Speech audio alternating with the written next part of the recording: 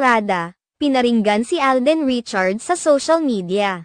Usap-usapan ngayon sa ilang mga social media platforms ang umano'y pagpaparinig ni Carla Estrada, ina ni Daniel Padilla, kay Alden Richards sa panliligaw nito kay Catherine Bernardo. Kamakailan lamang ay nag-flex ang celebrity mom na si Carla Estrada sa kanyang social media platforms ng mga larawan ng kanyang anak na si Daniel Padilla. Sa caption, kinongratulate niya ang kanyang anak na hinala ng marami ay may paparating na panibagong projects dahil sa isinulat ni Carla Estrada na soon at praying hands emoji. Pinuri din ni Carla Estrada ang Panginoon kalakip ang mga praying hands emojis. Hindi naman idinetalye ni Carla Estrada ang kanyang nasabing post o kung anong project ang inaasahan ng kanyang anak ay napuno na rin ng mga congratulatory comments ang kanyang mga posts. Nakalimitado ang comment section ng post ni Carla Estrada kaya naman ay